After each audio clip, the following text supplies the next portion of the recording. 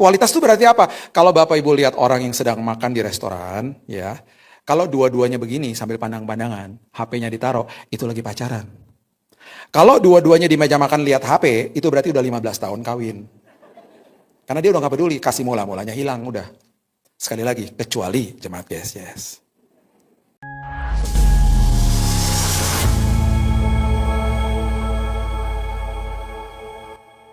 Bapak yang baik, terima kasih Tuhan buat kesempatan demi kesempatan seperti Maria kami bisa duduk di kaki Tuhan, mendengarkan isi hati Tuhan, dan itu yang kami perlukan hari ini Tuhan.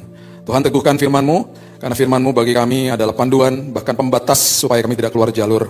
Supaya kami paham, apapun yang Tuhan beritakan kepada kami selalu akan memerdekakan hidup kami. Mungkin hari ini kami sedang ditawan sama kebohongan iblis. Sebabnya Tuhan, firman Tuhan akan mematahkan semua belenggu kebohongan iblis, membuat hidup kami merdeka di dalam kebenaran firman Tuhan. Kami sambut Tuhan, firman kebenaran-Mu, hanya di dalam nama Yesus kami berdoa, kita sama-sama katakan, amin, amin, amin. Silakan duduk, shalom. Jangan tidur siang ya, ini jam tidur siang nih. Oke, kita dari tadi bahas tentang penyertaan Tuhan, ada beberapa layer-layer dari prinsip ini atau pelajaran ini yang perlu kita bahas. Dan manusia sangat gampang untuk berkomitmen sama Tuhan di awal ketika semuanya baik-baik saja. Dan itu sebabnya kalau saya tanya sama HRD, kemudian kita suka saksikan di depan altar, manusia memberikan komitmen itu sangat luar biasa mudahnya. Dan manusia akan mengumbar janji, akan mengumbar yang namanya sebuah komitmen, dan ketika tidak ada persiapan dalam hidupnya, janji nggak akan pernah bisa menggantikan persiapan. Jadi itu setiap hari kehidupan kita harus persiapkan diri kita dengan kebenaran firman, supaya janji yang kita ucapkan, itu sanggup kita lakukan dengan kekuatan Tuhan pastinya. Nah, kalau kita mengerti kebenaran firman, kita akan menjadi orang-orang yang akan mengerti untuk ada di dalam sebuah komitmen ketika datang kepada Tuhan, untuk tidak sekedar hanya komitmen kepada Tuhan di waktu yang suka saja. Tetapi kita akan mulai mengerti ketika penyertaan Tuhan terjadi, dan ketika hal ajaib terjadi di dalam penyertaan Tuhan, itu justru ketika saya sedang ada di dalam padang gurun, di dalam lembah kekelaman, di dalam hal yang sangat sulit, bahkan di dalam sebuah badai kehidupan. Dan seringkali kita lupa bahwa Tuhan mengemas semua itu menjadikan sebuah pelajaran, sekolah kehidupan, dan kelas-kelas bagi kita yang perlu kita ikuti sampai selesai. Nah, banyak orang karena tidak mau mengalami penyertaan Tuhan, karena dia pikir kalau dia berdoa, dia pastinya kan semua doa itu ujung-ujungnya adalah jawaban doa. Karena dia terlalu terkesima dengan jawaban doa yang dia nantikan, dia kehilangan momen penyertaan Tuhan. Dia kehilangan momen di mana Tuhan menyertai dia kehilangan momen di mana di dalam penyertaan Tuhan terjadi keintiman, terjadi pertumbuhan rohani, terjadi yang namanya karakter tahan uji, semuanya terjadi di situ. Dia kehilangan momen itu karena dia selalu berfokus kepada jawaban doa. Saya mau beritahu ini kepada kita hari ini. Jawaban doa itu sudah disiapkan sama Tuhan. Kita adalah ciptaan Tuhan, anak yang sudah diadopsi dari perbudakan dosa, menjadi anak yang sangat-sangat indah seperti berlian kita di depannya dia. Bahkan setiap hari kita dikuduskan dan disempurnakan oleh Tuhan kita. Bahkan ketidaksempurnaan kita tidak akan pernah membuat Tuhan tidak mengasihi kita, karena kasihnya tanpa kondisi. Itu setiap hari dalam hidup ini. Bahkan kita dijadikan baitnya Roh Kudus. Walaupun kehidupan kita di dalam dunia ini gak bisa kita menguduskan diri, dikuduskan sama dia setiap hari supaya Roh Kudus bisa tinggal di dalam kita. Di zaman perjanjian lama Roh Kudus gak bisa manunggal sama manusia bisa mati. Karena ketidakkudusan manusia bisa membuat manusia mati di dalam kekudusan Tuhan. Bukannya Tuhan bunuh manusia, bukan. Tetapi kekudusannya Tuhan itu sanggup melumat manusia yang tidak kudus. Makanya ketika manusia mau dekat-dekat dengan semak belukar, di zaman waktu Musa mau dekat-dekat dengan semak belukar, Tuhan katakan begini, Musa jangan dekat-dekat karena ini tanah kudus. Kan ironis, tanah kudus tapi gak boleh dekat-dekat. Hari ini Roh Kudus itu tinggal di dalam kita. Kok gak mati? Karena setiap hari kita dikuduskan, karena karya Yesus di kayu salib sudah selesai. Tiap hari kita dikudusin. Itu adalah sebuah pemberian yang sangat indah yang Tuhan berikan bagi setiap kita. Nah, itu sebabnya patut kita mengerti hari ini bahwa saya ini nggak boleh jadi orang agamawi. Orang agamawi akan ngomong begini, hidup taat biar lu kudus. Itu pernyataan yang sangat salah. Hidup taat karena kamu sudah dikuduskan sama Tuhan. Ketaatan adalah buah daripada kekudusan. Ketaatan adalah buah daripada kita sudah dilayakkan sama Kristus di kayu salib. Itu adalah sebuah pernyataan orang yang menjadi pengikut Kristus. Nah, di dalam semua apapun yang kita sedang doakan di dalam dunia ini, jawabannya ada 4. Ya, tidak, nanti, atau A diganti B. Kapan Tuhan kasihnya, terserah Tuhan. Karena dia tahu waktu yang terbaik kapan dia akan kasih. Itu sebabnya Yesaya pasalnya yang ke-30, ayat yang ke-18 mengatakan begini. Sebab itu, Tuhan menanti-nantikan saatnya. hendak menunjukkan kasih-Nya kepada kamu, sebab itu Ia bangkit hendak menyayangi kamu. Sebab Tuhan adalah Allah yang adil, berbahagialah semua orang yang menanti-nantikan Dia. Berbahagialah orang yang menanti-nantikan Dia. Sementara dari sisinya Tuhan, Dia katakan Tuhan itu menanti-nantikan juga saatnya. Itu kalimat itu ya, kalau dibaca cepat-cepat nggak akan ada artinya. Coba bacanya pelan-pelan terus direnungin deh. Tuhan menanti-nantikan saatnya. Berarti Tuhan menanti-nantikan momen yang tepat. Kairosnya, waktunya. Untuk apa? Menunjukkan kasih-Nya. Seolah-olah kalau kita baca, Tuhan juga nggak sabar mau nolongin kita. Tuhan seolah-olah, bukan berarti Tuhan nggak sabar. Seolah-olah kalimatnya seperti itu. Berarti Tuhan pun juga menanti-nantikan mau ngasih di waktu yang tepat. Dia nggak bisa keluar dari waktu yang tepat karena membawa ketidakbaikan dalam hidup ini ketika dikasih dalam waktu yang salah. Sama seperti orang tua pergi ke toko mainan, dia akan lihat box-box mainannya dikasih panduan sama toko mainannya 2-4, 6-8, 10-12. Dia akan lihat semuanya, dia akan sesuaikan dengan anaknya. Anaknya yang 2 tahun akan dibeliin mainan buat 2 tahun. Apakah dia menantikan satu saat dia bisa memberikan kado yang umurnya 14 tahun ke atas? Oh jelas. Dia juga menanti-nantikan saatnya. Ketika saatnya sudah pas, sudah tiba, dia akan kasih kado yang selayak dengan anaknya. Sama juga dengan Tuhan. Jawaban doa sudah disiapkan Bapak Ibu, kita anak-anak yang sangat dikasihi Dia. Di dalam penantian untuk mendapat jawaban doa, fokus sama penyertaan Tuhan. Di situ perkara besar terjadi. Di situ sekolah kehidupan terjadi. Nah banyak orang ketika ini terjadi, orang yang tadinya kasih mula-mula dan lain sebagainya. Kan kasih mula-mula gampang ketika semuanya masih baik-baik saja. Ketika mulai masuk ke dalam badai, pergumulan, padang gurun, lembah kekelaman, lupa dia sama kasih mula-mula. Karena dia gak suka lagi penyertaan Tuhan di situ. Bahkan dia mulai gak fokus sama penyertaan Tuhan. Dia fokus sama jawaban doanya. Dia kehilangan momen itu akhirnya. Makanya firman Tuhan bilang begini, di Wahyu pasal yang kedua, 2 ayat 4-5. Ini teguran kepada jemaat di Efesus. Ada 7 gereja yang ditegur. Efesus ini, kalau Bapak Ibu lihat sekarang itu ada di negara namanya Turki. Dikatakan begini, namun demikian aku mencela engkau karena engkau telah meninggalkan kasihmu yang semula. Sebab itu ingatlah betapa dalamnya engkau telah jatuh, bertobatlah dan lakukan lagi apa yang semula engkau lakukan. Jika tidak demikian aku akan datang kepadamu, aku akan mengambil kaki Dian dari tempatnya jika engkau tidak bertobat. Maksudnya kemuliaan Tuhan akan sirna dari hidupmu. Bukan Tuhan meninggalkan kita, bukan. Terang Tuhan yang ada di dalam kita. Itu nggak akan pernah bisa dipadamkan sama siapapun. Terang Tuhan nggak bisa dipadamkan. Kita hidup, makanya dikatakan hiduplah sebagai anak-anak terang. Tetapi terang Tuhan bisa ditutup sama ulah kita sendiri. Terangnya ada, ditutup sama kita. Ada ayatnya, oh jelas. Ketika manusia nggak jaga pintu gerbang hati, manusia lupa dengan kasih mula-mulanya. Dia mulai lengah. Dia mulai kasih masuk ke dalam pintu gerbang hati sampah-sampah dunia. Dia mulai kasih masuk semua sampah-sampah dunia lewat mata. Dikatakan di Matius 6 ayat 22, ketika engkau tidak menjaga mata dan matamu menjadi gelap, betapa gelaplah hidupmu. 2 Petrus 2 ayat 7-8 dikatakan Lot itu orang yang benar karena dia tinggal di tengah-tengah kejahatan di dalam dunia. Jiwanya yang benar tersiksa. Kenapa? Karena setiap hari dia melihat dan mendengar perbuatan mereka yang jahat. Sama seperti kita hari ini. Kalau kita nggak jaga pintu gerbang hati, setiap hari kita mendengar, melihat. Dari mana? Dari mana-mana.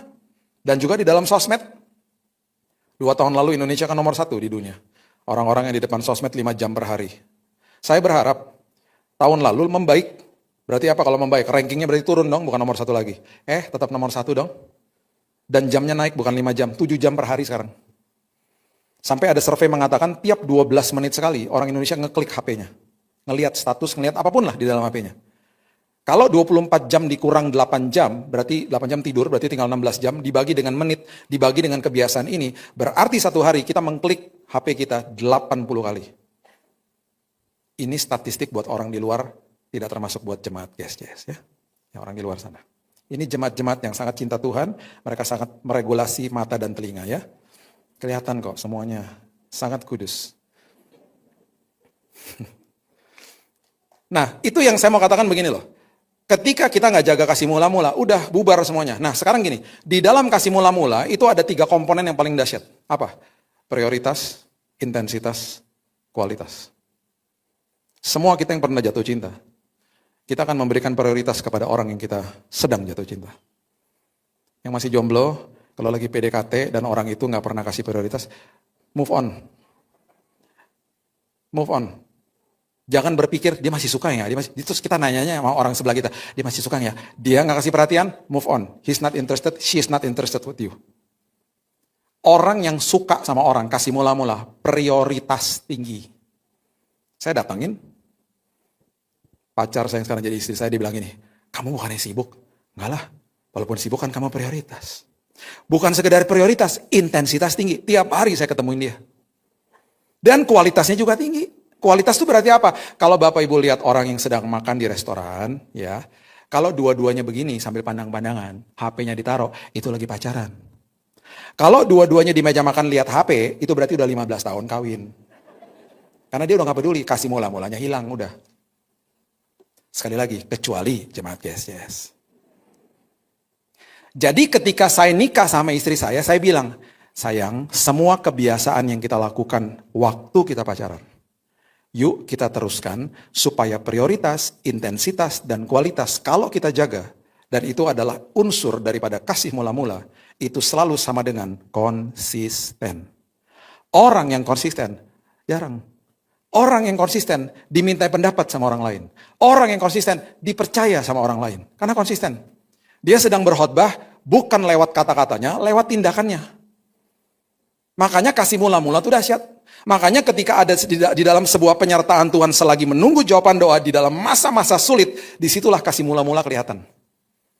Baik itu secara vertikal maupun secara horizontal. Kalau vertikalnya beres sama Tuhan, horizontalnya pasti beres sama manusia. Pasti beres. Sampai hari ini saya masih bilang sama dia, sayang, kita kan best friend ya, terus kita kan nikah, kita kan teman ngobrol. Jangan lupa ya kita harus ngobrol terus. Saya kalau keluar kota, saya masih telepon-teleponan sama dia. Dan seringkali saya telepon-teleponan sama dia, semua kan udah diomongin. Jadi cuman begini, halo, kamu lagi ngapain? Kamu lagi ngapain? Terus udah diem-dieman, bingung mau ngomong apa. Ya udah ya, bye gitu. Saya nggak posesif. Kamu lagi ngapain? Sama siapa? Dia juga nggak begitu sama saya, nyantai aja. Dia punya moto begini, selama Billy Lantang itu takut sama Tuhan, bukan takut sama saya, aku tenang. Kalau sampai suamiku takut sama aku, berarti dia masuk dalam kategori suami takut istri. Berarti dia bisa berbuat salah dan sengaja di belakang saya. Tapi ketika dia takut sama Tuhan, di belakang pintu dan di depan pintu, pasti dia menjadi pribadi yang sama. Itu kasih mula-mula. Makanya orang, ya, kalau lagi kasih mula-mula sama Tuhan, diajakin ngopi hari Senin misalnya.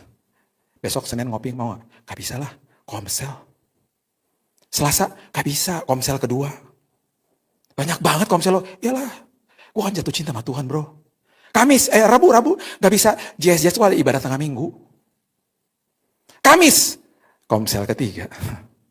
Banyak banget sih komsel. Iyalah, semua rumah gue datengin, makan gratis soalnya. Kurang ajar ya orang. Jumat, gak bisa. Gue latihan PW. Lu kan gak bisa main musik. Ya gue belajar. Hangout sama mereka. Sabtu, gak bisa bro.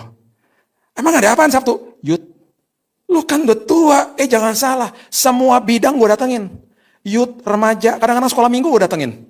Semua firman gue mau masuk dalam hidup gue. Minggu? GSJS lu gak tahu. 10, 12, 2, 4, 6. Bahkan gue lagi ngomong sama Pastor Andrew kalau bisa buat ibadah jam 8, pagi dan malam. Itu bioskop itu ya. Gue lagi minta kunci kalau perlu gue nginep di situ. Udahlah, lu jangan ngopi-ngopi itu minuman dunia. Gue perjamuan kudus kalau minum. Lu jangan duniawi deh, udah. Orang kayak begitu tungguin aja 6 bulan lagi nanya. Udah bisa ngopi gak? Ya bisa lah, gue fleksibel mas sekarang. Dia lupa sama kasih mula-mulanya. Saya gak bilang kita harus ke gereja tiap hari. Cuman itu adalah ciri-ciri orang punya kasih mula-mula tuh kayak begitu. Prioritas, intensitas, dan kualitasnya tinggi. Sekarang saya mau tanya, apakah kita jaga prioritas, intensitas, dan kualitas ketika ada di dalam sebuah badai? Apakah kita masih bilang sama Tuhan, Tuhan apapun jawabannya, Engkau baik dalam hidupku. Engkau dahsyat bagi hidupku. Tuhan apapun yang terjadi, kasih mula-mulaku tetap akan membara di dalam sini. Karena aku tahu Tuhan, orang agamawi, kalau baca Roma pasal yang kelima, dia akan katakan begini, apaan pengharapan tidak pernah mengecewakan, gue minta ini dikasih itu kok. Itu orang agamawi. Orang Kristen, pengikut Kristus ngomong begini. Pengharapan tidak pernah mengecewakan. Iya sih. Gue minta A dikasih B. Hari ini gue gak ngerti kenapa gue dikasih B. Dan gue juga bingung kenapa gue dikasih B. Gue belum bisa lihat sih. Tapi, pasti yang Tuhan jawab. Satu hari gue akan sadar bahwa ini akan membawa kebaikan bagi gue. Dan saya akan bilang, dan orang itu akan bilang, makanya pengharapan di dalam Kristus tidak akan pernah bisa mengecewakan. Karena selalu membawa kebaikan bagi aku. Itu orang Kristen namanya. Orang agama Kristen banyak. Orang Kristen gak sebanyak orang agama Kristen. Orang Kristen artinya pengikut Kristus. Itu artinya esensi daripada kekristenan. Itu adalah esensi daripada orang yang punya hubungan dengan Tuhan. Nah, ketika masuk ke dalam sebuah yang namanya sebuah masalah, dia akan belajar untuk melihat masalah dari sisi ujian, bukan cobaan. Ujian, bukan cobaan. Ya.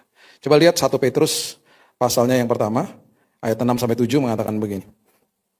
1 Petrus 1 ayat 6-7. Bergembiralah akan hal itu, sekalipun sekarang ini kamu seketika harus berduka cita oleh berbagai-bagai pencobaan. Maksud semuanya itu ialah untuk membuktikan kemurnian imanmu, yang jauh lebih tinggi nilainya daripada emas yang fana, yang diuji kemurniannya dengan api, sehingga kamu memperoleh puji-pujian kemuliaan kehormatan pada hari Yesus Kristus menyatakan dirinya.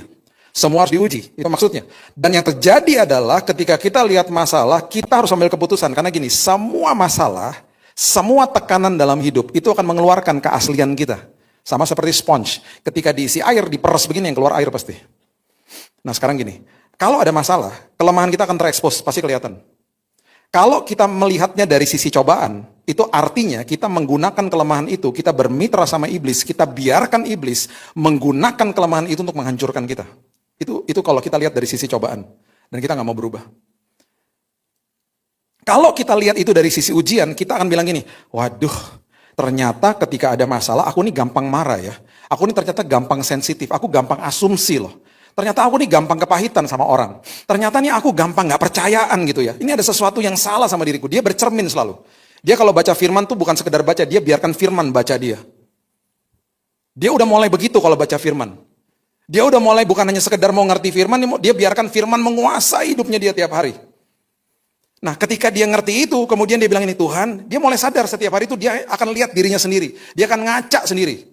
Dia nggak mau nyalain orang lain, dia lihat dirinya sendiri. Tuhan, ini kelemahan aku. Tuhan pakai kelemahan ini. Aku mau bermitra sama Tuhan. Aku nggak mau kasih kelemahan itu sama iblis. Tuhan, tolong supaya Tuhan gunakan kelemahan ini, supaya terjadi ketika terjadi ujian lagi, Tuhan akan gunakan kelemahan itu untuk membuat saya lebih baik. Makanya namanya ujian matematika. Ketika dapat hasil nomor 2 salah, kita langsung gini, oh iya ya, aku nggak belajar, formulanya nggak dapat, belum ngerti. Kita terekspos toh kelemahan kita dari hasil ujiannya. Makanya setiap masalah akan memberitahu kepada kita hasil ujiannya begini. Kamu nggak lulus di sebagian yang itu misalnya. Kita belajar lagi toh karena kita lihat kelemahan kita. Supaya apa? Ketika terjadi remedial, ujian ulang, kita bisa ngerjainnya. Makanya namanya ujian matematika, bukan cobaan matematika. Anak-anak siap-siap ya, besok cobaan matematika.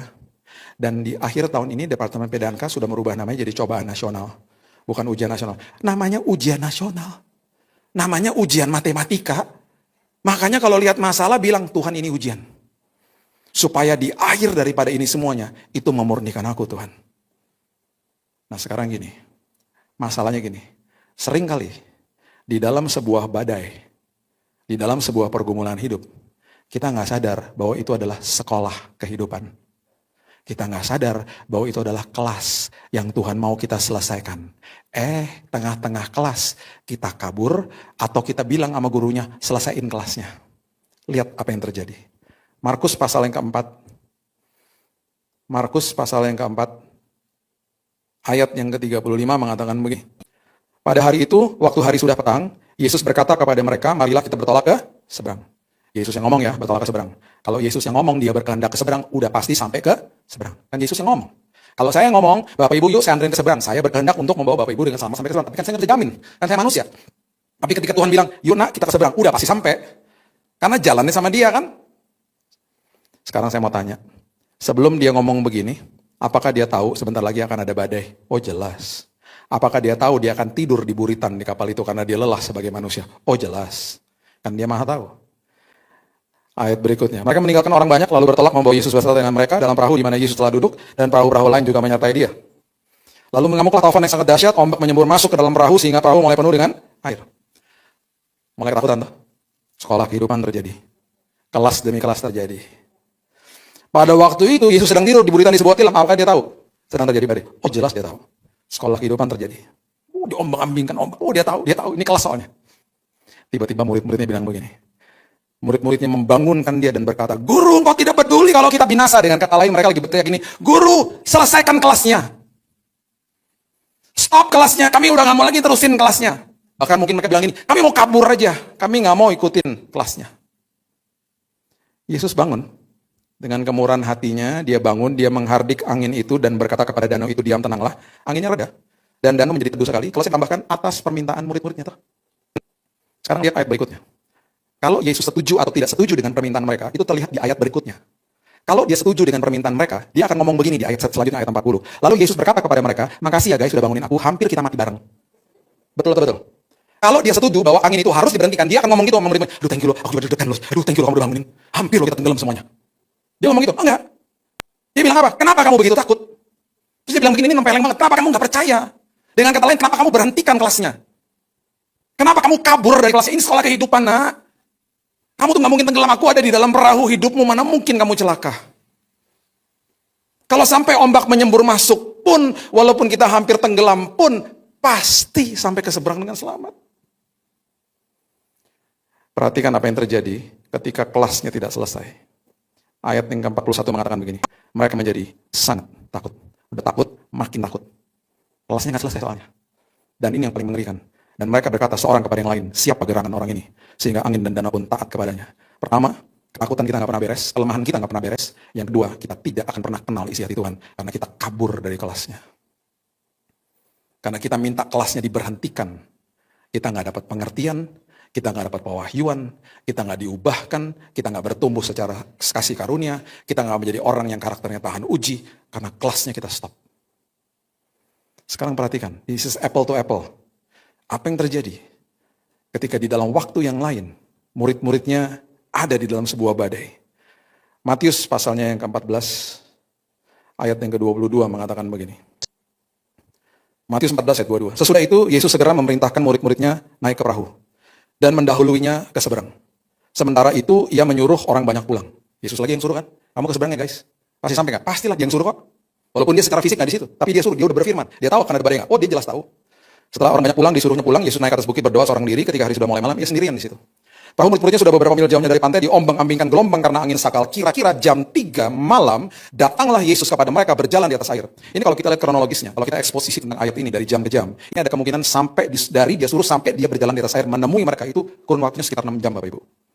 Jadi agak lama ini sebenarnya. Perhatikan, mujizat terjadi. Dia menunjukkan kepada mereka bahwa saya berjalan di atas badai. Saya Tuhan yang menangani badai. Kelas pertama selesai. Nggak ada rekor, mereka minta badainya diberhentikan. Ketika murid-murid melihat dia berjalan di atas air, mereka terkejut dan berseru, itu hantu, lalu berteriak-teriak karena takut. Kelas berikutnya, pelajaran lesson berikutnya, chapter berikutnya. Segera Yesus berkata kepada mereka, tenanglah aku ini, jangan takut. Lulus. Takutnya lulus. Mujizat terjadi, lulus. Kata Yesus, kemudian dikatakan begini, lalu Petrus berseru menjawab dia, Tuhan apabila engkau itu suruhlah aku datang kepadamu berjalan di atas air. Tiba-tiba ada keberanian di dalam badai. Yesus bilang apa? Datang. Maka Petrus turun dari perahu berjalan di atas air mendapatkan Yesus. Mujizat terjadi di tengah badai. Tuhan menyiapkan banyak mujizat terjadi di dalam badai kita, Bapak Ibu. Kalau kita minta supaya badainya tidak diberhentikan, kalau kita tetap mau ada di dalam situ, kita akan lihat perkara besar terjadi justru. Karena ingat, tidak pernah sedetik pun dia tinggalkan kita. Di dalam badai, lembah, kekelaman sedalam apapun, tangan Tuhan gak pernah ngelepasin kita. Itu Tuhan. Itu penyertaan dan itu janji Tuhan kepada kita. Ketika saya tiupan angin ayat 30, takutlah Petrus dan mulai tenggelam lalu berteriak, Tuhan tolong aku. Ini menyatakan bahwa badai tetap ada. Segera Yesus mengeluarkan tangannya memegang dia dan berkata, hai orang kurang percaya, mengapa engkau bimbang? Takutnya selesai. Sekarang pelajaran tentang bimbang terjadi. Ayat 32. Mereka naik ke perahu. Dan angin pun redalah. Perhatikan ini baik-baik. Kalau saya bisa tambahkan lihat ini. Angin pun redalah karena diredain dan di stop oleh Yesus sesuai dengan waktunya. Gak ada yang minta diberhentikan. Semuanya selesai. Kelasnya selesai. Gak ada yang kabur. Gak ada yang memberhentikan kelasnya. Perhatikan apa yang terjadi. Ayat 33. Orang-orang yang ada di perahu menyembah dia katanya. Sesungguhnya engkau anak Allah. Ketika kelasnya selesai, kita akan paham siapa dia dalam hidup kita. Kita akan makin ngerti isi hatinya. Kita akan katakan, engkau anak Allah dalam hidupku. Engkau luar biasa ya Tuhan. Engkau juru selamat atas hidupku. Aku makin mengerti engkau dengan benar Tuhan hari ini. Makanya ketika dia ada di depan kita hari ini misalnya, dia ajak kita pergi ke Singapura. Misalnya, mau naik pesawat, 1,5 jam nyampe, atau jalan kaki 1 bulan nyampe. Pasti semuanya pilih naik pesawat 1,5 jam nyampe toh. Saya kalau duduk sama seseorang yang saya nggak kenal di samping saya di pesawat, on the way ke Singapura 1,5 jam, mungkin kita kenalan, mungkin kita tukar-tukaran nomor telepon, kepotong sama makan, kepotong sama tidur, sampai di Singapura kita pasti basa-basi aja bilang, oke bro, sampai ketemu lagi di Indonesia, kalau sampai ketemu kontak-kontak ini nomor aku, that's it, selesai udah. Satu hari saya ketemu dia di mall misalnya, dengan istri saya panggil dia dari jauh, bro inget gua nggak Billy botak Garuda Singapura? Oh iya, apa kabar? Gitu kan, ngobrol-ngobrol, pisah. Saya akan bilang sama istri saya, itu aku kenal sama dia, pernah duduk bareng di pesawat. Statusnya apa? Kenalan.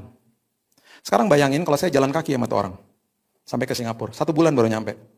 Bawa ransel, budget terbatas, bawa tenda, bawa bekal. Jalan tuh, lewat pinggir tol Jalan Merak. Terus sampai Selat Sunda, nyebrang ke Lampung, naik ferry, jalan kaki ke Pekanbaru, nyebrang lagi ke pulau-pulau Bangka Belitung, nyebrang lagi ke Pulauan Batam sana, nyampe Singapura sebulan. Di hari pertama ketika saya jalan sama dia, kenalan. Hari pertama. Hari kedua kan nggak mungkin kenalan lagi. Kan 24 jam sama-sama. Kan nggak mungkin besoknya, nama lu siapa kemarin? Sorry ya, karena botak jadi memorinya nguap. Nggak mungkin lah, besoknya kita udah nggak ngomongin nama lagi, kita udah kenalan kok. Besoknya kita mulai ngomongin apa? Kita mulai ngomongin begini, pergumulan masa lalu. Pergumulan hari ini, harapan masa depan, betul nggak? Mulai curhat-curhatan toh. Udah gitu kita mulai ngelewatin suka dan duka sama-sama. Kita mulai ngelewatin hujan banjir sama-sama. Kita ngelewatin panas sama-sama. Kita ngelewatin Indomie tinggal satu makan bareng sama-sama. Setelah 1 bulan, saya nggak mungkin kenalin orang ini sebagai kenalan saya. Saya akan bilang apa? Bapak Ibu kenalin dong, ini sahabat baru saya. Tuhan nggak akan ajak kita naik pesawat. Sorry, dia akan ajak kita jalan kaki. Supaya kita di situ ada kesempatan menjerit sama dia. Dan dia akan kasih tahu, aku gak tinggalin engkau nak. Dia akan ajak kita ke dalam lembah yang paling gelap. Saya ngelihat pintu kamar rumah sakit saya kebuka di ujung sebelah sana, ada orang menjerit karena keluarganya meninggal. Kalau lantai 8 itu lantai kemo. Di sebelah saya orang kena kanker paru, itu lantai kemo, itu orang kanker semua di situ, termasuk saya. Di sebelah saya orang kanker paru. 24 jam batuk gak berhenti, saya tumpang tangan Tuhan, aku dengernya aja capek, kasihan banget ini orang Tuhan, aku tumpang tangan. Besoknya udah gak kedengeran batuknya. Suster, dia udah membaik ya? Enggak Pak, tadi jam 5 dia meninggal. Saya gak mau doain orang lagi. Setelah itu, tadi aku datang minta doain Pastor Billy, cuman gak jadi deh kayaknya ya. Itu lantai 8, itu lembah kekelaman saya. Itu gelapnya luar biasa. Orang mau bunuh diri di situ. Di beberapa kamar itu dijaga kamarnya. Mereka bisa udah seperti di penjara, ada sesuatu yang agak tajam dikit nancepin ke badannya. Mereka mau mati di situ. Saya lihat Tuhan nggak di situ? Oh ya, saya lihat Tuhan di situ. Saya ngalami Tuhan di situ. Karena setiap hari dia bilang ini, Bill, mau lembah segelap apapun, aku nggak pernah lepasin tanganmu. Nikmati penyertaanku. Saya megangin selang kemo, Bapak Ibu. Saya bilang gini, Tuhan, saya nulis banyak banget nih suara Tuhan, kok jelas banget. Kok dulu gak pernah ngomong kayak gini sih Tuhan? Tuhan bilang apa? Dari dulu juga ngomong, kamu yang gak denger. Sibuk sih. Oke Tuhan, aku berubah Tuhan. Itu penyertaan Tuhan. Menjadikan itu hal-hal kayak begitu kita terima. Makanya ya, dia gak mungkin ajak kita cepat-cepat. Kita suruh jalan, lewatin kayak begitu. Kita berteriak, dia bilang, tenang aku di sini. Kita berteriak lagi, dia bilang, tenang aku di sini. Pas sudah lewat, dia bilang ini, coba kamu lihat ke belakang. Saya waktu lihat ke belakang juga begitu. Kok bisa Tuhan lewatin kayak gitu? Dia kan ingetin lagi, kan sama saya. Kan bukan kuat dan gagahmu, kan sama saya. Di ujung daripada itu semuanya, saya bilang gini, makasih ya Tuhan, aku mengenal engkau dengan lebih baik lagi. You are my best friend. Dia tahu kita 100% karena dia Allah Elohim, dia Allah pencipta. Pertanyaannya kita kenal gak sama dia? Makanya dia biarkan sekolah-sekolah kehidupan terjadi. Dia biarkan badai terjadi. Dia biarin, dia bilang, nak jangan diberhentikan nak badainya. Biarin sampai selesai. Biar engkau akan mengatakan di ujung daripada itu semuanya, engkau adalah anak Allah yang hidup. Itu maksudnya. Bapak Ibu, saya satu hari ada di sebuah kota. Di dalam penyertaan Tuhan udah pasti kita timbul kesaksian. Di dalam penyertaan Tuhan pasti ada yang namanya ujian. Di dalam penyertaan Tuhan dia selalu mau juga kita menang. Kita lulus dari kelasnya. Supaya timbul kesaksian memuliakan nama dia. Waktu anak saya Kitten masih kecil, saya diajak sama teman saya, kita pergi ke kota Makau, gak jauh lah dari sini. Kota Makau, sana biasalah teman saya suka makan lah, jadi saya nemenin dia. Terus satu hari, karena anak saya masih di kereta gitu ya, jadi saya diajak sama teman saya pergi ke sebuah mall. Mallnya itu di sebelahnya Hotel Bintang 5 katanya. Terus teman saya bilang gini, itu Hotel Bintang 5 punya shuttle bus gratis, free. Yuk kita naik shuttle bus aja biar nggak bayar. Oke, kita cari terminalnya, dapat shuttle busnya. Sampai di sana saya bawa kereta anak saya ngeliatin supirnya, dia nggak turun. Jadi saya mulai kasih kode, ini mau masukin di bagasi bus. Dia bilang, dia cuek aja gitu, bodo amat kayaknya. Jadi ya udah saya buka sendiri, bagasi bus kan di samping, ini kan busnya nih supir di sini, pintu di sini, bagasi bus kan di samping. Jadi saya buka tuh di samping, saya masukin kereta anak saya tutup lagi, kita naik bus. Jalan sampai di hotel. Kita harus masuk hotel, sebelahnya hotel nyambung ke mall, tempat makan di situ. Teman saya nyari babi lah pokoknya. Dari pagi sampai malam babi melulu gitu. Dia bilang itu ada babi enak sana. Yaudahlah ayo ke sana makan babi. Terus sampai nih di lobby hotel. Semua turun toh. Untuk saya turun, saya lihat lagi. Ini supirnya kok gak mau turun. Dia berarti kan gak mau bantuin. Jadi saya berarti harus buka sendiri lagi itu bagasinya. Saya buka, ya elah. Kereta anak saya udah masuk ke dalam. Jadi waktu saya merangkak masuk ke dalam, karena dia masuk ke dalam keretanya, tiba-tiba saya dengar pintu busnya ketutup. Karena berarti kan orang-orang udah pada keluar semua. Waktu busnya ketutup pintunya, tiba-tiba busnya jalan. Harusnya nih supir kan supir di sini ya, ini pintu di sini. Itu kan ada kaca spion. Kalau dia lihat spion, dia lihat itu di bawah tuh bagasi masih kebuka pintunya. Bagasi bus kan di samping. Itu harusnya dia lihat dong. Dia nggak lihat, dia main jalan aja. Ini supir gegabah banget. Waktu kita datangnya main HP mulu gitu loh. Jadi nggak fokus gitu, dia jalan. Orang berteriak dong di lobi itu. Woi berhenti gitu. Ada orang di situ. Ada orang botak di dalam situ. Saya panik. Harusnya saya diam aja di situ kalau mau aman. Karena ntar kalau dia berhenti, saya tinggal keluar kan. Saya panik, saya loncat keluar. Jadi saya sempat koprol, muter 2 kali. Buak gitu, terus berdiri. Woy. Berdiri. Wah pokoknya berdiri, kesakitan, malu, marah, kesel, bingung gitu loh. Busnya jalan terus. Orang teriak-teriak, dia gak dengar. Sampai di ujung pelataran, ketika dia mau keluar dari pelataran itu, baru dia berhenti karena ada satpam yang berdiri di depan pintu, depan busnya begini-begini. Stop gitu. Satpamnya kemudian berhentiin busnya, saya lihat dari jauh, saya kan udah pegel ya, sakit kayak gitu. Saya jalan karena kereta anak saya masih di situ. Saya jalan ke bus itu, kemudian tuh supirnya turun, dimarah-marahin dalam bahasa Mandarin, saya juga gak ngerti. Dia baru nyadar, dia pegang-pegang kepala, dia begini-begini. Aduh, dimarahin lah pas itu, ada orang tadi tuh, gini. Pasti harus dia lihat bagasi masih kebuka. Dia panik, waktu dia lihat saya, dia sampai nyembah sama saya. Sampai minta maaf. Tapi bahasa Mandarin saya juga gak ngerti lah. Dia minta maaf juga, saya mau ngomong apa? Ya udahlah, saya juga oke, saya nggak apa-apa kok, puji Tuhan saya nggak apa-apa. Saya bilang ya udahlah, saya nggak mau masalahin lagi karena juga mereka pada mau makan. Saya ambil kereta anak saya, udah saya tinggal aja. Sampai di lobi hotel semua marah-marah, tamu-tamu marah-marah, tuntut aja tuh, gila aja tuh orang, tuntut nih nggak bener nih, ini kan punya hotel bla bla bla segala macam. Terus teman saya bilang gini, lu mesti ambil tuh CCTV-nya Bill. Kenapa emang? Tadi pas lo lagi loncat dari bus, keren banget Bill. Gila Bill, lo kayak James Bond Bill. Lo kayak Fast and Furious, keren banget. Lo tau gak jarak antara kaki lo sama ban belakangnya bus tuh tinggal cuma segini Bill. Lo kayak stuntman Bill, keren banget Bill. Lo minta, lo kirim ke Hollywood, lo diangkat jadi stuntman. Keren banget Bill. Lo jadi stuntman-nya Vin Diesel Bill, keren banget.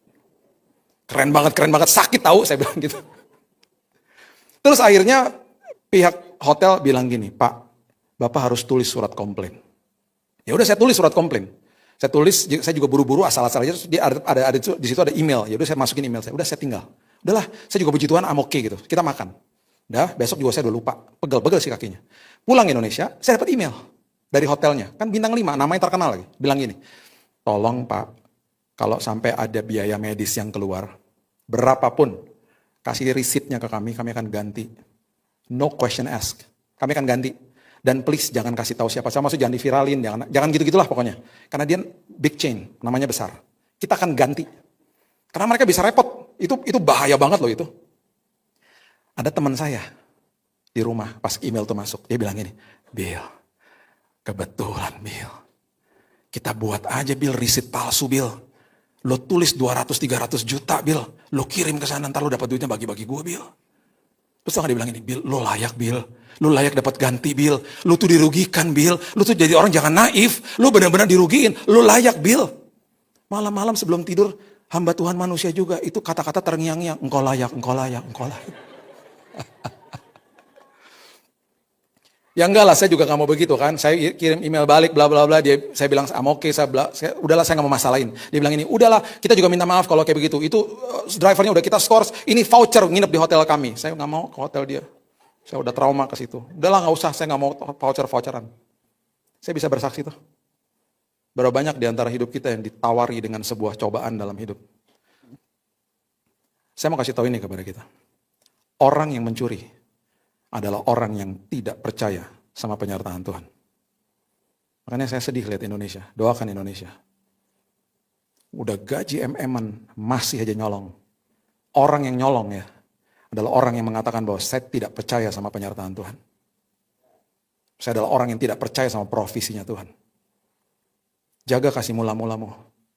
Biarkan kelasnya selesai. Supaya kita kenal siapa Tuhan kita. Saya tutup sama ini. Waktu kita masih bayi, kita akan pegang jari daripada orang tua kita. Kita balita, kita akan pegang mainan. Kita masuk ke dalam jenjang remaja, kita pegang HP. Pemuda kita pegang tangan pacar. Mahasiswa pegang tangan ijazah. Masuk ke dalam lembaran yang baru. Kita menikah, kita pegang tangan pasangan kita.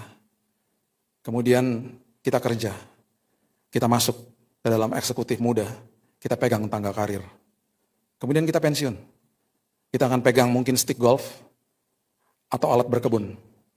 Dan kita masuk ke jenjang senior atau lanjut usia. Mungkin aja kita pegang tongkat. Musim berganti. Yang kita pegang berganti-ganti. Tapi ada satu tangan yang tidak akan pernah melepaskan kita walaupun musim berganti. Tangan itu adalah tangan Tuhan. Nikmati penyertaan Dia. Nikmati penyertaan Dia. Dan hidupmu akan berkelimpahan. Kau ngalami Tuhan di situ. Yes, berikan tepuk tangan kita untuk Tuhan kita. Bapak yang baik, terima kasih buat hari ini. Kami mengucap syukur Engkau baik, Engkau dahsyat, Engkau luar biasa Tuhan. Kami percaya bahwa hari lepas hari penyertaan Tuhan gak pernah gagal. Ketika ada badai, itu berarti ada kelas. Itu berarti ada sekolah kehidupan. Biarkan itu semuanya selesai Tuhan, seturut dengan waktunya Tuhan. Dan kami percaya ketika kami belajar di dalam sekolah kehidupan, kami menjadi manusia-manusia yang dimerdekakan. Kami makin mengerti dan makin tahu siapa Tuhan kami. Dan kami percaya Tuhan mulai dari hari ini dan sampai selama-lamanya. Penyertaan Tuhan gak pernah gagal atas hidup kami. Kami mengucap syukur buat hari ini, kesempatan demi kesempatan. Bahwa kami terus berjalan bersama dengan Tuhan. Tidak ada siapapun dan apapun yang sanggup memisahkan kasih Tuhan kepada kami. Kami serahkan hidup kami, masa depan kami, keluarga kami dalam tangan Tuhan. Meteraikan firman ini karena kami juga sudah dimeteraikan sama Roh Kudus. Nah, di dalam nama Tuhan Yesus, kami sudah berdoa dan mengucap syukur. Kita sama-sama katakan. Amin. God bless you.